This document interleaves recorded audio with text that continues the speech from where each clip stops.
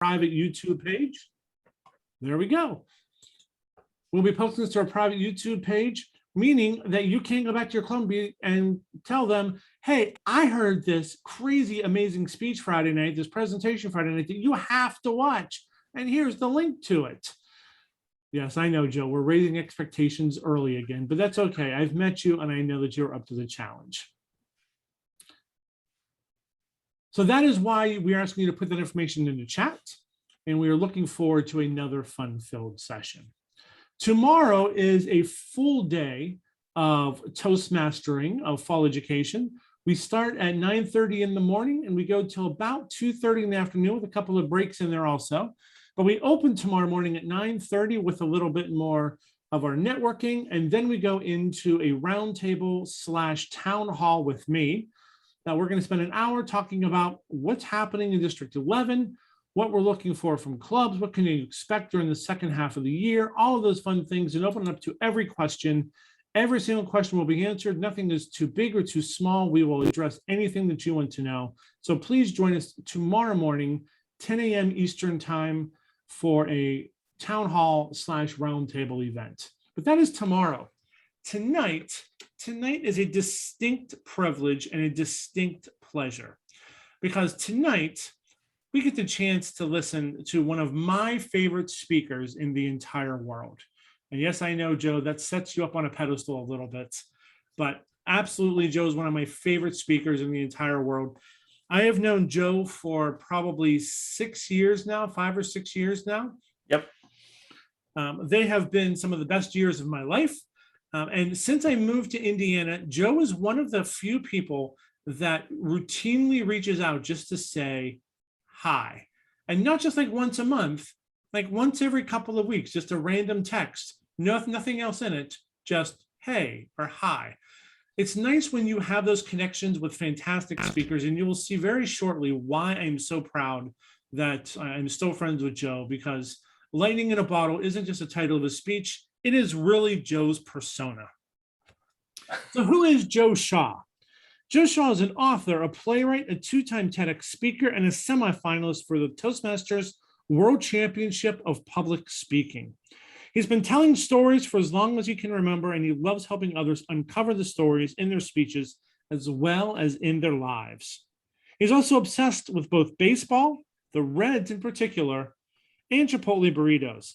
But he's on a diet right now, so maybe don't mention the burritos or the end of baseball season. But it is my distinct pleasure to welcome to our virtual lectern, your friend and mine, Joe Shaw, as he takes us through lightning in a bottle, finding electric moments in your speech. Give it up for Joe. Yay. Okay, we've all been there.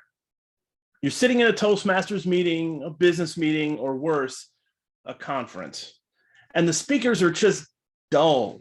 I mean, they're good speakers and all, but after the first few, they just drone on, and they just seem to melt together. But then someone else takes the stage. They might not be as flashy as some of the marketing folks, or maybe not as hyper technical as the IT guys, but there's an electricity there. You can feel it. The speaker can feel it. The whole room can feel it. It's the message is charged and it hits you just right. You walk out of the meeting room and you can still feel it. You go back to your home and you can still feel it. 6 months later, when you're filling out your performance review at work or trying to find the perfect avocado at the grocery store, you can still feel it. Have you ever had an experience like maybe it's a Toastmasters meeting or some kind of presentation, a speech, or even just a quick table topics response that just lights up the room, and forever how long it just sticks? My first Toastmasters mentor, a former lawyer named Christian Rodriguez, called speeches like these lightning in a bottle. Messages you can put on your shelf, come back to later, and they still zap you. The problem is, how do we write them? How do we develop a presentation that's so charged with energy, it sizzles the room? Whether you're a pro speaking to thousands or an everyday hero speaking one-on-one with the people you love. It's not as easy as you might expect. Now, I've been to hundreds of conferences and I've sat through thousands of contest speeches, and it can be hard to find a technical through line on what turns a normal everyday speech into lightning in a bottle. There are no scientific formulas for this kind of thing, unfortunately.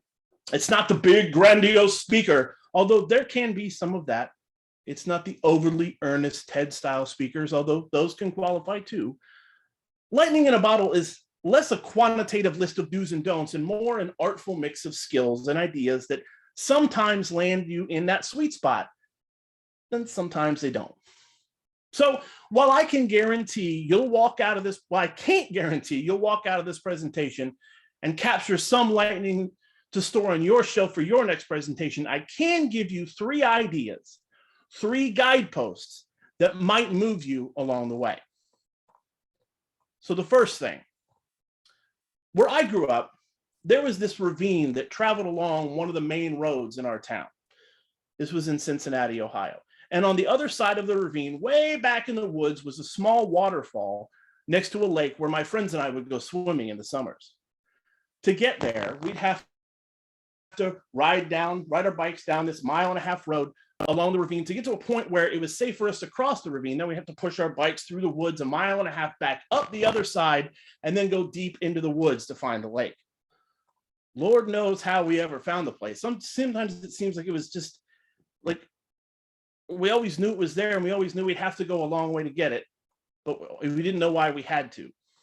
Now we might have started each summer pudgy from school year full of Cheez-Its and doing homework, but by the time summer was over, we were in pretty good shape from all that biking and trudging day after week after month. But we did it because we lived in southwestern Ohio and there wasn't really much else to do, but once you got to June and the Cincinnati Reds were out of competition. And if any of you are Reds fans, or in Scott's case, a Pirates fan, you know what I'm talking about. But then one day, one of my friends, Matt Kemper, he's the smallest and shortest and least athletic among us, had enough. He pulled his bike up to the side of the ravine, about 100 yards down that long 1.5 mile road, looked across and said the words we'd all wanted to say, but never did. I'm jumping. What? Look at that ravine, we yelled at him. You'll fail. You can't come back, man. Are you crazy? Maybe, but I'm jumping. So he threw his bike down, backed up as close to the road as he could, then took off running. He hit the side of the ravine and launched into the air with his eyes closed, and then smacked face first on the ground on the opposite side of the ravine. He was safe. And we were amazed. If Matt could do it, so could we. So one by one, we threw down our bikes and threw ourselves into the air, and we all made it all the way to the other side. And it was magical. Now, how many of you have ever had a story like this? Raise your hands. Most of us have. Something from your childhood, maybe in adulthood, where life was going one way and you decided to go another. The thing about this memory for me was it was 35 years ago, and I can still feel the warmth of the sun and the stickiness of the humidity against my skin, the bumps as I'm riding down the road. I can feel my heart leap into my mouth as the ground pulls away and there's nothing beneath me but air, and I can still taste the dirt in my teeth as I found safety on the other side. Now, it's special to me, but it's not really an uncommon story. Kids take risks all the time. It's part of growing up. And the ravine isn't even really that big. I was back in Cincinnati about a year ago, and I walked down there and looked at that spot. I can almost step over it now. But back then, it was huge. And what makes the memory stick, at least for me and the friends that I grew up with, is the unexpectedness of it. We go through our lives doing largely what we're supposed to do. Go to school, get a job, eat your vegetables, color inside the lines. But in those rare moments where we take the leap out into the air and give ourselves fully to this unexpectedness, that's what gets etched in our brains, those moments. So when you're building your speeches, look for the unexpected. Look for the unexpected in your messages, in your stories, even in the way you tell them. Here's an example. I was at church not too long ago, and the pastor was talking about how our lives are cluttered with all kinds of things that distract us from what we should be doing. And he had lights flashing from either side. He had sound coming from different speakers while he was trying to talk. And then after a while, he cut it all completely silent and stood and he had this big television in the background with a black screen and words on the screen. Nothing but silence for 5 minutes. Now, we were focused in on what he was saying, but I got to say, it was really uncomfortable to sit there and think about how much you just got to grab your phone and look at the next app or try to respond to something on Facebook. And that message of how cluttered our lives have been really drove home in that 5 minutes of silence compared to an entire 25-minute sermon describing what it's like. Sometimes being unexpected means seeing where everyone else is going and not going that way. So if you're at work and everyone else has a PowerPoint presentation, don't have one. Or do have one, but only include a picture of a llama and find a way to connect your presentation with llamas. That'll really freak them out. Or if you're in a speech contest, immediately after a worldwide pandemic and everyone else is doing speeches about how we all need to come together, maybe you do a speech about that time you accidentally locked yourself on the roof, which totally never happened to me. It did. If everyone is loud, be quiet. If everyone is weird, be normal. If everyone else turns left, turn right and see where that road takes you. This is what all those lame 2 roads diverge in the woods and I took the road less traveled by commencement speeches are talking about, which if any of you ever do that at some graduation ceremony, I'm going to come find you. And I'm going to throw you in that ravine we jumped up when we were kids. So don't do that. But anyway, the first step to catch lightning in a bottle is to be unexpected. The second step is narrative. Now, most coaches and professional speakers here would say, tell the story. But I'm not going to say that because as we all just learned, step 1 is be unexpected. So I'm going to say craft a narrative instead of tell a story because 1, it's unexpected, but also because it's more sophisticated. And look at me, I'm all about sophistication, baby. But also saying narrative instead of storytelling feels like it takes the ideas behind that notion a little bit more seriously. And I think we need to do that. I think we've fallen into a rut where storytelling becomes just one more thing, one more box to tick off on a list. I see a lot of Toastmasters, quasi-professional speakers try to teach storytelling as if it were a science. It's like they read a book that told them the 5 keys to storytelling or the 4 special things about storytelling. They found it on Amazon for 99 cents and they said, that sounds like a great idea, and then regurgitated it up for everyone else's consumption. The problem is most of those yahoos don't know what the flip they're doing. Real wisdom about storytelling and narrative requires us all to engage with the simple truth that none of us has any idea what the flip we're doing when it comes to storytelling. Storytelling is an art. It's not a science. And like most arts, you can have a few guideposts, but you kind of have to feel your way through it and develop your own style in order to do it well. If all we had to do was read a book on storytelling from one of the masters and then do it, we would all be masters. I'd be wildly successful because I've read that book On Writing by Stephen King about 167 times, and I'm still not a millionaire, not even close. So what are some of the guideposts and how can we get started? Well, first, let's start with the simple premise. A story has a main character or group of characters who want something and have to overcome an obstacle to achieve it. If you look at your favorite books or movies, most of them conform to this paradigm. Michael Corleone in The Godfather wants to protect his family. That's what his desire is. He has to take over leadership of the family and fight the mob families in New York to achieve that. That's his obstacle, and he does. In one of my other favorite movies, Marty McFly wants to be successful, so he jumps into a DeLorean and then has to find a way to get back to the future so he can see his girlfriend again. In the movie, Back to the Future, which you probably knew I was talking about. They don't always have to be deep, meaning deep stories. The hidden lesson here, at least from a storytelling or crafting a narrative perspective, is facing the obstacles is what changes you. Michael Corleone went from an innocent World War II hero who wanted nothing to do with his family's illegal dealings to becoming one of the most ruthless crime bosses ever. Marty McFly went from being a loser to winning with his family and his girlfriend. And then he went to the future with flying cars, and then the past, and then he exploded a train. A whole bunch of other things happened in the sequel. Sometimes narrative is just really complicated. Well, here's a story from my past. When I was in high school, I worked summers at a Cub Scout / Boy Scout camp. And one of the things we did every week was we would take some of the older Cub Scouts, the Webelos, walk them several miles out into the woods, and we would have a real rustic camp out for one night and then come back the next day and talk about it and talk about what we learned. So we went out one night and we went out camping, and we all the way out, we had the campfire set up, and the weather kicked up a bit. It started raining, and then it started thundering, and then the wind got really big. And we radioed back to the main campsite, and we said, "What's going on?" They said, "There's a lot of severe storms coming in the area. Just stay where you are. Everything's going to be fine."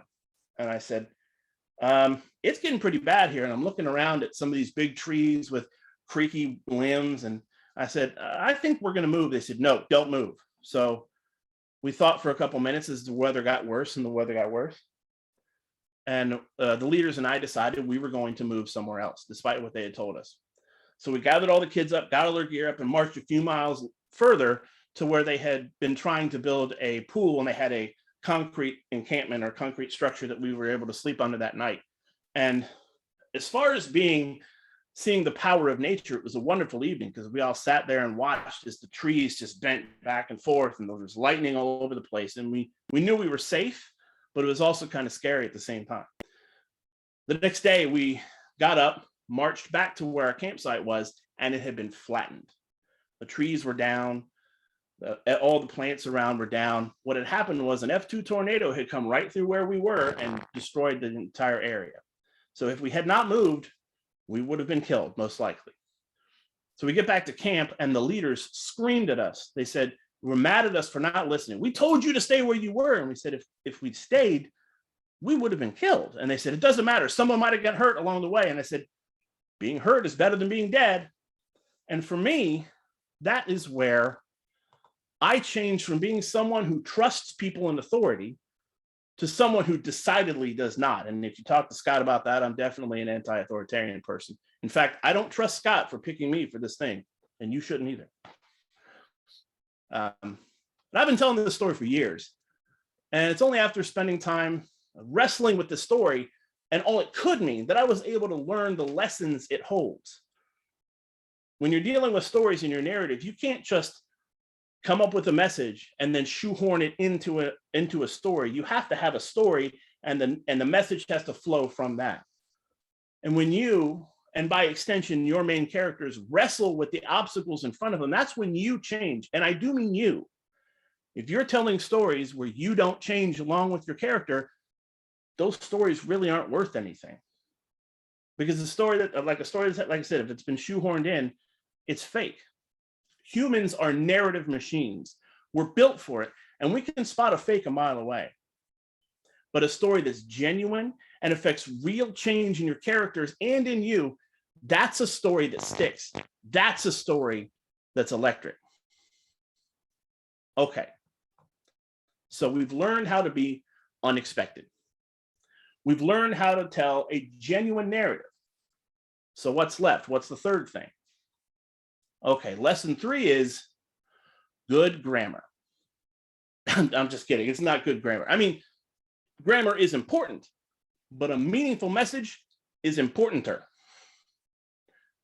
I've been watching this show on YouTube lately. It's called The Best Shape of My Life with Will Smith, The Fresh Prince. Has anyone else been watching it? The premise is Will Smith, movie icon, rapping icon, the dude who in the movie I Am Legend did some shirtless pull-ups, and a lot of the women and a whole lot of the men swooned like they were teenagers. That Will Smith had gained a ton of pandemic weight and wanted to lose it, which I can relate to. I've gained so much weight I look like I swallowed a sheep, but anyway, this isn't about me. The thing here is he was also writing his memoir at the same time, and he was behind schedule. So in the show, he goes to Dubai with his trainers and the people helping him with his book, with plans to buckle down, finish the book, and lose the weight in 20 weeks, which just sounds great to me. And who doesn't have 20 weeks to just go off to Dubai and finish a project? Wouldn't that be awesome? Again, I'm digressing. So, but something happened along the way to the finish line. Writing the book proved more emotionally draining than he might have expected, and he fell further and further behind schedule. As a result, his weight loss plans didn't go like he expected. Plans to to shoot him doing some parkour training while he was in Dubai. Those fell through because he just couldn't do it. He tried to run a 5K, but he didn't finish as fast as he wanted to. And he just kept getting frustrated with his trainers and his camera crew, but he was really frustrated with himself. And then one day, this was in episode 4, so I hope I'm not turning anything away. He sits down in front of the camera and just says, I'm done. I quit, not doing this anymore. And he walks away from the show. And it was odd for me seeing this man who has been so wonderfully successful his whole life to sit there and admit, brother, I ain't got it this time. I'm just not there. And I connected with that. And that's where I think the message of the show changed from, here's this successful guy being more successful and writing a successful book about being successful while successfully losing weight and going on to do more successful things. It changed from that to, how does this uber successful man who has been driven to success by demons from his past deal with failure? Will he face those demons? And if so, how does that change him? How does that change his life? How does that change his family? That is a much more interesting show than watching one more documentary about beautiful people living charmed lives. And I think the lesson here for our speeches is going into the parts of your life and in your stories that are uncomfortable, dealing with those things that you might not want to share. I had a mentee I was working with in Toastmasters several years ago. His name is Niranjandis Methu. We're both in analytics, both data architects. So we could sit there and blab IT data architecture for hours, but when we would try to do a speech about it, it bored the crap out of our audiences. And he was tired of boring his audiences, and he'd seen that I was kind of successful at it. So he asked me what I was doing. And I said, well, if you had the chance to tell your kids one thing before you were dying, what would you say? I mean, that's what I'd heard. I think Darren LaCroix said that to somebody. So I said, well, Darren LaCroix said it, so I'm going to say it to somebody else because I'm not really all that smart either. And he said, okay. And he thought about it for a couple of weeks, and he came back and he did this speech about when he had come from India to the United States. He had a family in India, his wife and several kids, and he had been given an opportunity to study his PhD in Minnesota. Now, coming from Southern Indiana, India, got Indiana on the brain. Coming from Southern India, where it's warm all the time, or at least where he lived, it was a very hot climate, and going to Minnesota in the middle of the winter is a big change. And he talked about how he was on the plane crossing over the ocean, just not feeling like he was making the right decision and missing his family and thinking this is not the right decision. He gets off the plane and he sees snow all over the place and it's freezing and he doesn't have a coat and he's just, I don't know if I'm doing the right decision. And he gets on the bus and the bus drops him off at the University of Minnesota. And he's been thinking about how he had made a big mistake and how he was screwing his life up, and he just was going to turn around and leave. But then he gets off the bus and he sees this big fresh lawn of snow, and he just falls over backward and does a snow angel for the first time in his life. And he smiled and he said, that's when I knew everything was going to be okay.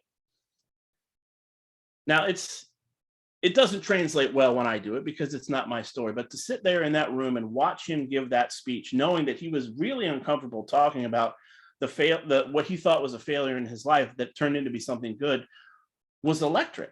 You could hear a pin drop in the room when he gave that speech. And it was amazing to see him make that transformation because he had gone somewhere that was uncomfortable for him. Some of the best speeches that I've done in my career as a speaker have been when I've been willing to go to those uncomfortable places. I did a speech once about my kids terrorizing a grocery store and me just losing it on them right there in the middle of the bread aisle, screaming my head off. The whole store looked at me like, what's wrong with that guy? I spoke about my mom who passed away about a year ago and how I kind of knew the doctors weren't treating her right, but I never said anything. And then she passed away. Even today, I woke up this morning with a whole lot of work to do on this very speech right here. And while I think it's going okay, it could have been so much better. I mean, I've only been doing it for 23 minutes and I'm going a lot faster than I expected to. So being able to admit your mistakes and your failures, I think connects you with an audience. We all want our messages to connect. But in order to do that, we have to be willing to go to uncomfortable places, the places of fear and failure in our lives. And those places we might not want anyone else to see. And that's where the electricity starts flowing. And it connects unexpected stories to leave a lasting impression in the minds of your audience. So we have being unexpected. We have crafting a narrative, not telling a story, crafting a narrative. And then finally, I completely forgot what the last part was. Having a message that matters. And for me, all three of those came together a few years ago as I was preparing for the speech contest season. Now, every year when I do the speech contest season, up until that point, I had been studying the people who'd won. I'd been studying pro speakers, and they had, these are the 5 things you need to do to win a speech contest, and you need to do a speech this way. And it was always felt fake to me. And one day I was out walking around outside of work, and the way the sun was glinting reminded me of an afternoon at my grandma's house after she had passed away. And the whole story of my grandma's life flooded back in. And I came up with a speech that I used that won the club, won all the way up into the semifinals, and placed 3rd. So I'd like to share that with you for now. And then when I'm finished, maybe we can do some Q&A and chat for a little bit. So here's that speech, if you'll indulge me. Is that all right with everyone? Cool, thank you. So I'll go ahead and do the speech. It's been a while, so forgive me if I forget it, but here we go. It's called Peanut Butter Sandwiches. And here's how it goes. I can see Scott share. Okay, here we go. Life is hard. My grandma used to tell me. Eventually, someone will hurt you. And when that happens, you get to choose. Fight back or forgive. What will you do? Fellow Toastmasters, ladies and gentlemen, when I was a kid, I played baseball with my friends in the field behind my grandma's house. We played all day, every day. And each day for lunch, my grandma made us her world famous peanut butter sandwiches. These were beautiful. A single piece of toast with a thin layer of peanut butter spread on top. Simple. What made it special was she wrote your name into the peanut butter so you knew this one was all yours. Grandmas are good at that, aren't they? One day we went down to our field, but no one could find a ball. No problem. My grandma has one. I've seen it. It's in a plastic case on her bookshelf. Walked into her house, removed the ball from its case, and went back down to the field to play. A little while later, Grandma came out frantic, asking to see the ball. What I didn't know was this ball was a gift from my grandpa.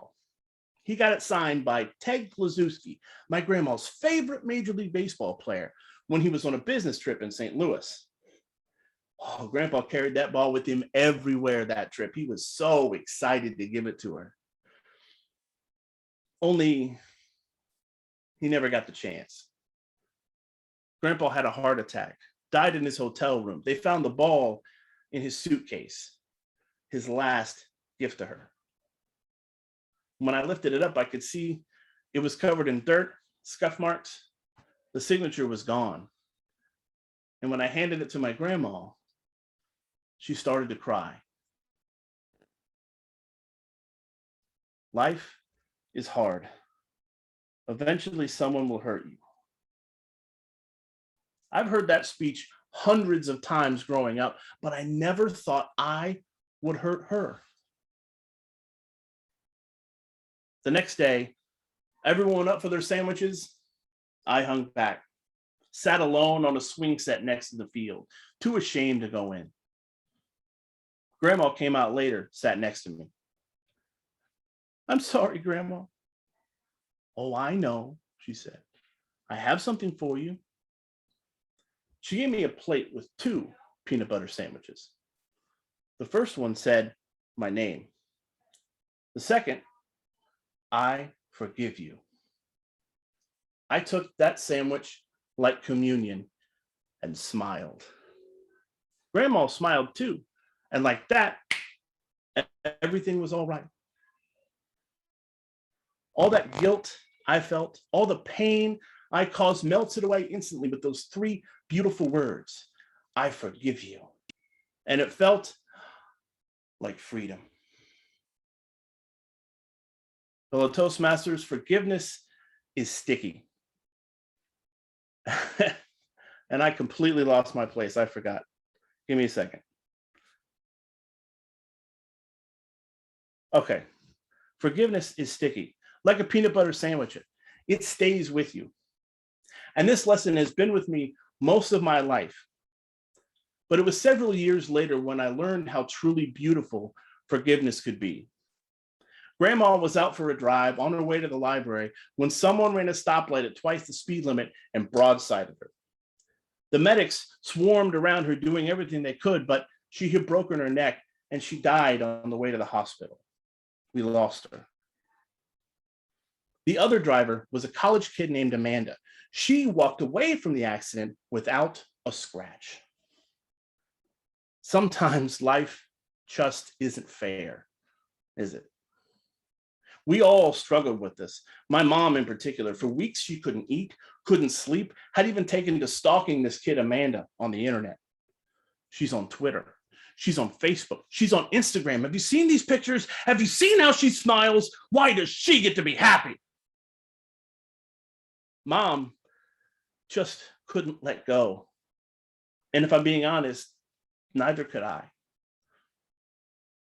But a few weeks later, the local high school had a traffic safety seminar, and Amanda was one of the speakers. And you better believe we went. We wanted to see this monster face to face.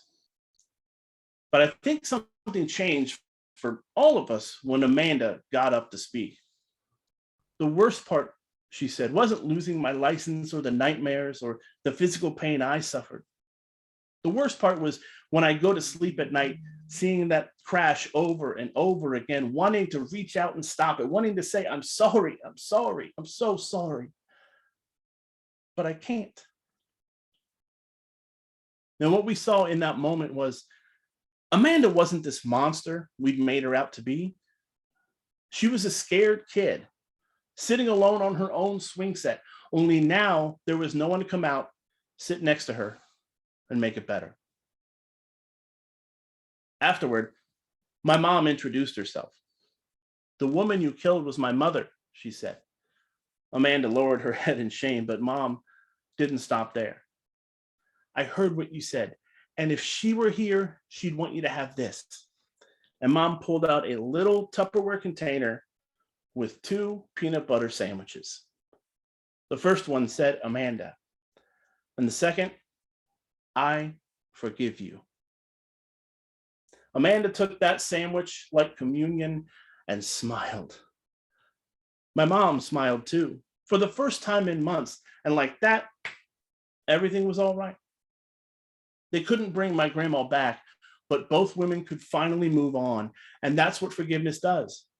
It lets us move on.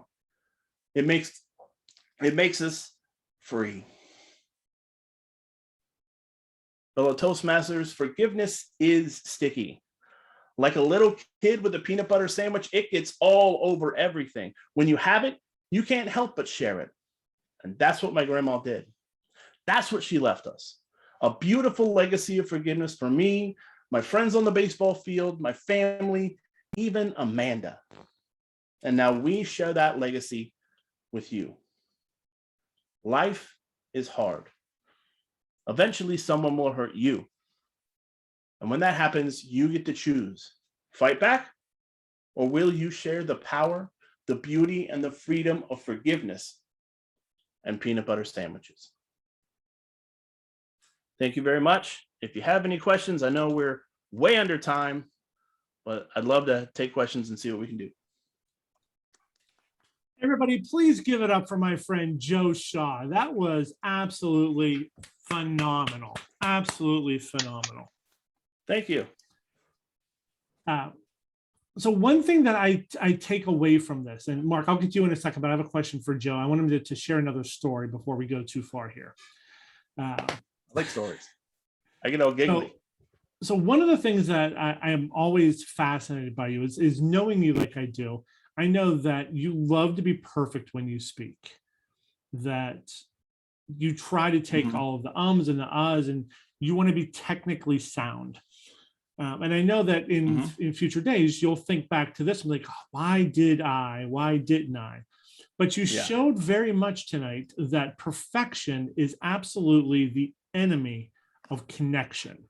And when you care, you connect, and you do an amazing job with that. Well, thank you. I saw you put that into play 3 years ago at a district speech contest the year after Pulse, when you went up and gave a connection that was anything but perfection because of the situation you were in. I would love for you to share that story about how, if you care enough to connect with an audience, it doesn't matter the situation you're in, your message will still resonate. Yeah. Are you?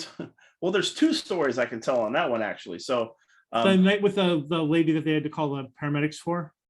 yeah, there's So- that one, and then there's the division contest was weird as well. You mind if I tell both of them? Go for it. They're both good Okay, stories. so I did this speech about well, it doesn't matter what the speech is about. It was a speech that I was really excited about. In some years I have a speech where I'm like, it's okay. I'm not really excited about it, but I want to compete, so I'm going to use it. This year I was like, really, like, this felt like I had lightning in a bottle again. So I did it, and I got the speech. I had, like Scott says, I try to be perfect. So I keep editing and keep editing and keep editing. And I got to the division contest, and I was editing like 2 days in advance. So I go to the division contest, and I was speaking against one of the speakers here in District 40 or District 84, who is really good. His name is Kwanzaa Kadigan. And I'd gone up against him several times, and it's always really close. And he was there, and I'd seen his speech, and I'm like, that is really good. So I get up on stage, and I get about a third of the way through my speech, and my mind just goes completely blank. And I'm standing there on stage like, and it felt like forever. Like, I'm just like, so then I like kind of thought, okay, and then I went into the next paragraph and kept going, and I'm like, okay, well, we can recover, be a little bit more animatic, and we'll be fine. So I keep going again. I get a little bit later, and my mind just goes one more time, and I'm like, and I'm sitting here on stage, and I'm literally standing on stage like I've got this pensive look on my face because I know I can't make a facial thing, but I'm like, in my mind, I'm going, should I just walk off the stage right now? Because I completely blew this thing. I'm so screwed. And I almost did. I was like, walk up. I'm like, no, I'm going to kick myself if I walk off the stage. So I just said, okay. I pushed into the next paragraph and went through the rest of the speech, and then got off the stage, and I sat down, and everybody's like, great job. And I'm like, thanks. It was horrible. And so I've given it up in my mind. I'm like, I'm done. There's no way I'm going to win this time. And I was just like, I hope Kwanzaa wins, and I hope he gets to go this time, because I'd love for him to do that. So they start naming the winners later on, and it was third place with some other lady who'd done a good speech, and I'm like, okay, she's third. And then they said second place, the Kwanzaa Kadigan, and I was like, oh my gosh, who won first place if it wasn't him? And I'm sitting here like looking around like, was I not paying attention to anybody? And they said first place, Joe Shaw, and I was like, you have got to be kidding me. No way. I completely blew that speech. And what it taught me was, like, I had a friend of mine from one of my clubs who said, boy, those pauses you put in there, and those were phenomenal. Like, I was like, I didn't put that in there. I completely forgot what I was supposed to say. And you hear, and you tell other people, you have these mishaps on stage, and it doesn't seem that bad to the audience, but in your mind, it's like, and I got to experience it that time. So by the time I got to go to the district contest, I was like, it's all gravy now. I wasn't supposed to win that one, so let's see what happens. So I go to the district contest, and of course I practiced the crap out of it, because I'm like, I don't want that to happen again. And so we go to the district contest, and I'm standing there. We go up for the contestant briefing, and we're all there, and everybody's trying to be polite, going, I'm going to beat you. I'm going to beat you. You're pretty good. I'm, just sizing everybody up, trying to be polite, but also trying to not be nervous. And there's this lady standing next to me, and we're having this wonderful conversation about, and she said she's trying to be a professional speaker. I forget where she was from. I don't even remember her name. What was that? I remember she was from Jackson. Okay, Jacksonville. So everybody seemed fine, and we're okay. And we had about an hour to an hour and a half until the speech contest. So I'm just like, I got a couple drinks, and I sat in like water, and not drinks. That's bad. So we're getting ready to go, and I drew speaker number 2, and I'm like, I don't like to have speaker number 2 because you tend to get forgotten. So I'm thinking like, okay, how can I be a little bit more energetic so that it's memorable? And man, I'm standing there, like, we're getting mic'd up, and she's next to me, and she's having trouble. The lady who I was talking to earlier, she's speaker number 1, and she's next to me, and she's getting her mic on, and they're having trouble with it, and she's kind of fussing, but I'm like in my own world, focusing on my speech. And then they start the contest, and they announce what the contest is going to be like, and then they start giving a moment of silence before the contest starts, and she just walks up on stage, and I'm like, what are you doing, lady? She walks up on stage, and I'm like, she must be new, this must be her first time. I'm like, I hope somebody goes up there to stop her, but I can't do it because I'm going to be competing against her, so that's bad. So that she walks up on stage and she just launches into her speech, and I'm like, what the hell's going on right now? And it's all slurred, and in my mind I'm thinking, she sounds like she's drunk, like she sounds really drunk, but she was stone cold sober. At least she seemed that way. So in order for her to get that drunk that fast, like that takes some talent to be able to do that. Like, that's a bad thing, but like, wow, like you must have gone back and just was pounding shots or something. So she's just going through her speech, and nobody else knows what to do. Like, we've got the sound guy over here, like arguing with one of the contest people, like, somebody needs to stop her. Well, it's not my job. Well, it's not my job. Somebody, and they're arguing, and I could see the top 7 officers were on like a table on the other side of the room, and none of them were doing anything, and they're all like, what do we do? What do we do? And she's just going on it. She almost fell off the stage at one point. And so then the contest master stands up and starts introducing her, speaker number 1, whatever her name is, this is her speech challenge. She kind of stops and looks and just keeps on going, and everybody's like, what do we do? What do we do? What do we do? And then so eventually she gets to a point in her speech where she kind of stopped and paused, and somebody that was one of her friends in the audience stands up and is like, great job, and then everybody started cheering, and somebody came up and drug her off the stage. She gets about halfway out. Was that you that did that? Oh man, well, thank you for doing that. She gets about halfway out and she realizes what's going on. She's like, no, I can't go. I gotta go back and turn my. And so they're getting her out in the hallway, and like you can hear her. And meanwhile, they're like, a moment of silence, right? And everybody's like, what's that? The whole audience is on fire, like, whoa, whoa, whoa, whoa, whoa, whoa, whoa, whoa. And then right in the middle of all that, speaker number 2, Joe Shaw. And I was like, well, I'm screwed now. There's no way I'm gonna win. So I just went up there and I was like, well, I'm gonna do the best I can. So I'll have a good video and have fun with it, but there's no way I'm gonna win. And so I did my speech, and I did the best version of what I had ever done. In fact, I think Scott came back and said, that was really good. And I was very thankful for that. And I walked off stage, and I finished second that year. So, and I kind of wonder, like in my mind, I'm like, if I had been like speaker number 3, I might have had a chance. But you can't really get worked up over that. I mean, like I could get worked up over it and be like, I didn't win, and I really should have won, even though I can't say that I should have won, but like I should have lost the one before. So for my mind, it's I've had several people. The thing that I like about some of the speeches that I think are lightning in a bottle for mine is people come back later and remember the speech. Like Scott remembers the speech, and that's easy to remember because there was a drunk lady who almost fell off on stage right in front of it. But Scott remembers the speech. A couple other people are like, oh yeah, I really like that speech. My peanut butter sandwiches speech, I have a friend who's a pastor in Ohio who uses that story in his prison ministry. I have other people who've told it in other things, and they've asked to borrow it, and I'm like, yeah, go ahead, it's fine. Like, and that's wonderful to say that somebody thought your speech was good enough to be able to share it with somebody else. Like that's what you hope for. I mean, it would have been nice to be able to go to the semifinals again that year, but people remember it, and if I go to another district, I can use it there. So who knows? But yeah, it was nice to say I don't have to be perfect. I just have to go up there and connect, and I think I did a good job of connecting that time. From being in the audience that day, Joe, I think one of the things that I remember most about that speech isn't necessarily the lady that was in front. I remember the lady in front of you, but more than that, I remember the message you had that day, and the message was, it was something that the district needed to hear. And the thing that I thought was most amazing was how, as soon as you started to talk, you were less than 30 seconds in, and the entire room was quiet, leaning forward, and riveted at your lightning in a bottle. You quieted a room who was 30 seconds before that all abuzz because we almost had somebody fall off the stage because they were drunk. So I think that is amazing. That takes some doing. Yes. So Mark Walton, you had your hand raised. What say you, my friend?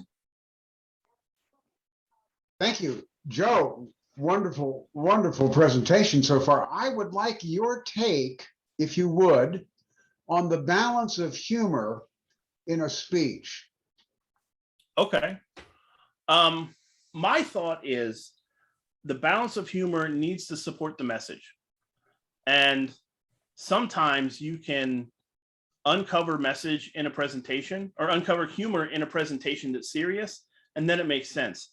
But if you try to shoehorn it in, just like you're trying to shoehorn in a message, it's going to come off poor. It is like in the peanut butter sandwiches speech, I had a few extra jokes that I put in because I thought you have to have humor in a contest speech. And I thought, nah, it just doesn't feel right. It just doesn't feel right. So I think you get a touch for what works for you and then work with it that way. And as you get feedback from people, kind of feel how the audience feels, and you got to be flexible. Sometimes you got to tell a lot of jokes and sometimes you don't. I've done 2 TEDx speeches.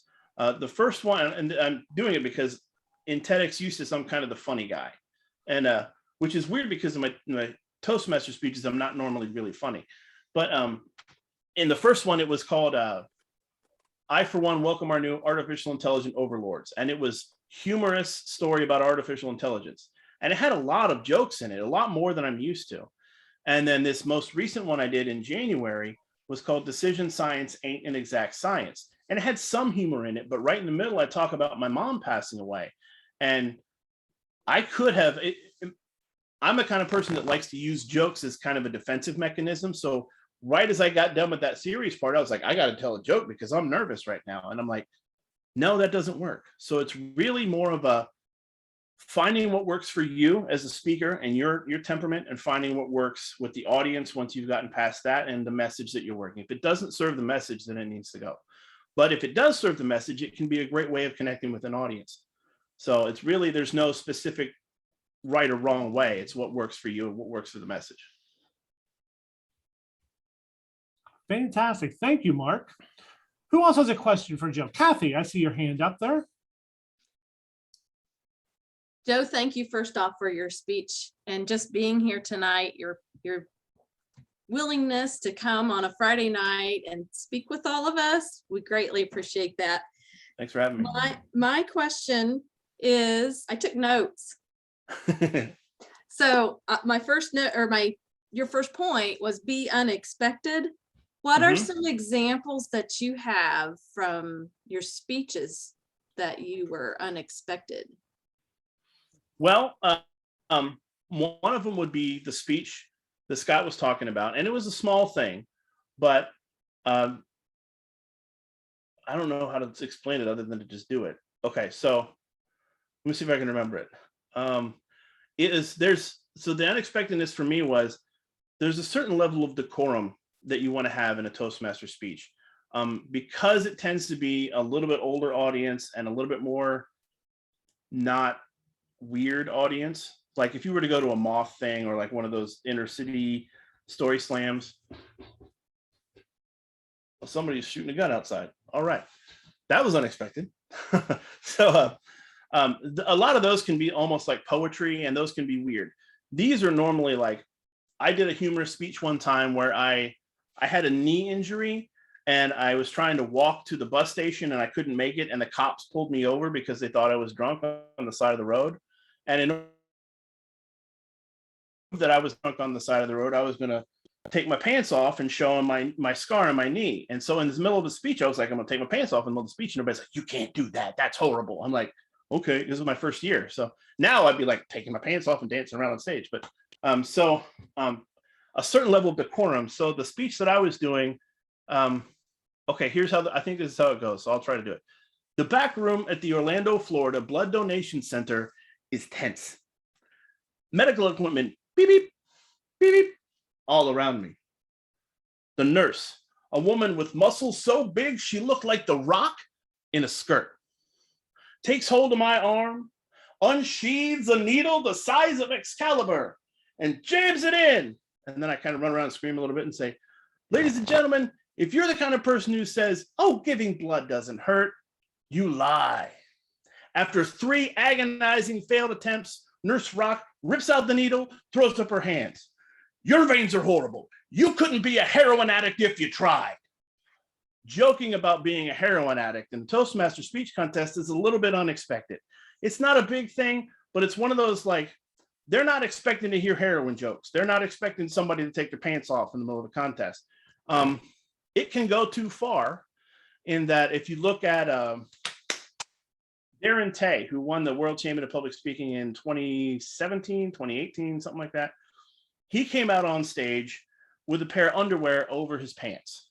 And that was after years of other people doing unexpected things. And it was like he's one-upping everybody. And then it was just lame. But yeah, that would be two examples of things that I've done. Sometimes it's small, sometimes it's big. It just depends on what the message is. Again, it has to serve the message. Always make heroin jokes. Those are always fun. Mark Mandel, I see you with your hand raised as well. Thank you. And Joe, thank you for an amazing presentation. What a real inspiration. It's been fantastic.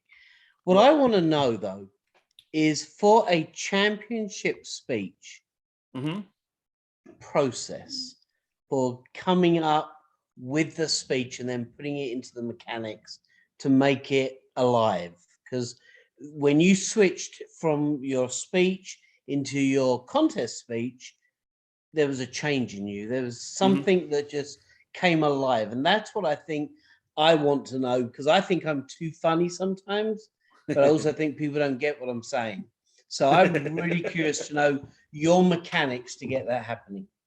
Okay, well, what I normally do is I'm a writer in my spare time. So I've got a file of story ideas and speech ideas and book ideas and article ideas. And I usually start right about the end of the speech contest, right after they name the world champion. And I'll start going through, like, I like this one, I kind of like that one. And I just pick the one that I feel the best about. And I'll start working on it. And I'll write up the speech. And for me, I usually put too much in and then have to scale it back. So for peanut butter sandwiches was originally 15 minutes the first time I did it. And then I'm like, okay, edit this, edit this, edit this. And I spend a good month writing and editing outside of work and everything. It's if I had all the time in the world and could go to Dubai and do it and have it done in a day or two, but so would we all. So I'll usually get to a point where the edits are a lot slower. And then I start practicing the speech. And it's like, I'm going to go through the first fourth of it. So for me now, I would have gone through on this speech today, I would have gone through the intro, maybe the first solution, because the intro is kind of short. The unexpected part. For peanut butter sandwiches, it was, I forget, it's been so long since I did it. I usually go through it in like fourths, and just I get the first part right where I want it, to the point where I can do it as it's written. And then I'll, on a daily basis, I'll practice it in my mind when I'm driving to work or when I'm sitting at work. I'll practice it when I'm on lunch in my mind. I'll get up and go somewhere and practice it a couple times during the day. I'll practice it when I'm in the shower. And there's another visual that you need, Scott. And while I'm not going to go into, I can take it a little bit further. I won't do that. I'll practice it. And then at the end of the day, I'll go to somewhere in my house or somewhere in my neighborhood and videotape myself practicing it. And then I'll look at it and think about where I'm uncomfortable, where it just doesn't feel right. And that's why I put so much emphasis on feeling, because I'll get to a point where it's grammatically correct, but the message just feels shallow, or it's the actions are good, but they're too much or they're too little. And I'll think about, what is it that's bothering me? And so I'll spend the next day thinking about those pieces that bother me. And I might rewrite large sections of the speech and change it around. And eventually, after another month, I'll get to a point where architecturally, structurally, it's where it needs to be. And maybe I need to change some of the jokes or change some of the lines. And then I just practice it and practice it and practice it. And then I get to the point by about January where I practice it so much, it sounds like a used car salesman giving his speech, like, hey, come and look at this new, like that kind of thing. And that's when I let it go. I'm like, I'm not going to do it again until about a week and a half before the contest. And then I bring it up again and I refamiliarize myself with where I was, do a little bit more changing, and then think about what it was that drew me to write about it to begin with. And for me, for the peanut butter sandwiches speech, it's remembering. So what happened that made me remember it was after my grandma passed away, my whole family came to Cincinnati and we were sitting on her back porch. This was in June. And we were just going around telling stories. We had brought in a pastor from the church that my grandma went to, and it was all of my mom was the oldest of 7 kids. So it was all of her kids, all of their kids, me, all, those of us that had kids brought our kids. And it was a big group of us. And after a while, we were just telling stories. And I told the story of me destroying her baseball and how she gave me a peanut butter sandwich. And one of my cousins said, I broke her television and she did the same thing to me. And somebody else said, I stole this. And almost everybody there had a peanut butter sandwiches story where she'd done that to them, everybody. And I thought her whole life was about teaching other people how to live with grace, teaching other people how to have forgiveness. And that's where the message for me clicked, is remembering what my grandma was like with everybody in our family and in our neighborhood, and wanting to share that with everybody. So it wasn't just, and that part of it didn't even make it in the speech. Like I wanted it to be there, but that needed to go for the speech to work the way it worked. And being able to pass it from what she did into her kids and into her grandkids, and now we're passing it on to other people in our lives. I remember that as I'm doing the speech. I try to remember that core idea of what drew me to be passionate about it. And that's where I can be energetic about it. That's where I can have movements and I can have vocal inflection where I'm remembering that feeling. And so that's what I normally do. I get to the point where I practice the crap out of it, and then I start remembering what makes me cry. Thank you. I think every great speech I've heard you give, there's been something tied back to an emotional experience within your life. Yeah. The speech that we've referenced a couple of times with the lady on stage, the basis of that speech was about a reaction to the Pulse nightclub shooting, which was an extremely traumatic experience for all of us who live around the Orlando area. So, Mark, I think one of the things that I don't know if Joe necessarily honed in on extremely narrowly, every great speech I've ever heard him give, there's been an emotional connection to why the message matters. Not just, I think this is a message that I can win with, but it's always, I think this is a message that someone needs to hear. Mm-hmm. Yeah. This is a message to help not just me heal, but to help somebody else out there heal as well. Yeah, the speech that Scott is talking about was it was about divisiveness and how everybody's at each other's throats and how we need to overcome that, and how do we get to a point where we're so divided? What is it that drives us to do that? How does it drive it in us? Like in the speech, I'm the bad guy. I'm the one who says the bad things, and then somebody else, it's called nudge, and they nudge me back. And I had originally written that to be my final speech for 2016. And it was, the finals were in DC that year. And my thought was, that was leading up to the 2016 election. We all thought it was so horribly divisive then, even though that we look back on those times now and go, oh, how quaint it was back then. But that back then, I'm like, this is the most divisive I've ever seen it in my life. And I'm thinking, if I make the finals, I'm going to be doing this speech 1.5 miles away from the White House 2 months before the election. Like, you can't beat that. And in my mind, I'm like, that's the kind of message that we need to hear right now, whether I win or not. And when I go into a speech contest, the change for me in 2016 was, I want to do a speech that matters to me and it matters to the audience. And if I win, great. If I don't win, still great. I'm all right with not winning. And I think that's what makes me more likely to win, is when I don't care if I win or not. That's kind of a belief I have.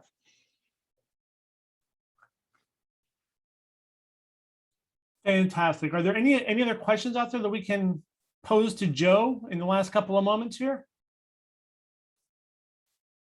Rakea, I see you with your hand up.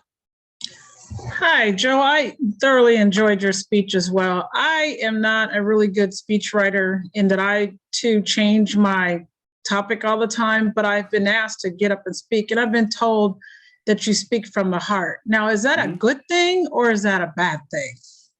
And have you been told that? I have, and I think it's a good thing. I think a lot of people, when they speak, are really uncomfortable with speaking from the heart. And if you go back and watch the Best Shape of My Life YouTube series with Will Smith in it, he's the kind of person, at least what I gather from, is he doesn't want to talk about his emotions.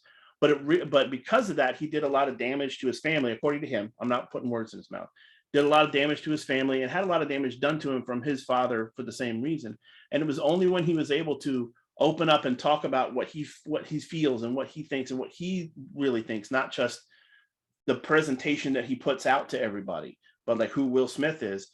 that's when you start to become connecting with people. And I think that's the only way to connect with people, unless you're doing like a presentation about how to use Excel or how to do database development or whatever. Like, okay, maybe not share your heart then, unless your heart is about Excel or data. But like when you're doing a presentation like this, you have to share your heart. Otherwise, you're not really connecting. And you hear those speeches all the time. Somebody's like, I learned a lesson about life from the way I tie my shoes. I'm like, all right, that's boring. It doesn't really mean anything to me unless there's something that happened in your life that caused you to change because of your shoes. And those things are usually from the heart. It's a good story is somebody who overcomes an obstacle and in dealing with that changes. And it's that change that's intriguing. And we all have those things. And sometimes they're easy to share and sometimes they're really not easy to share. And sometimes you just can't because it's too hard. And that's fine. But if you can share it, I guarantee there's a whole bunch of people in the audience who are going through the same thing that they can't speak about it. And hearing somebody speak about it makes a difference. I did a speech once about just struggling with my kids and really hating being a father, and in some moments. And other people in the audience were like, finally, somebody said something. My kids are driving me nuts.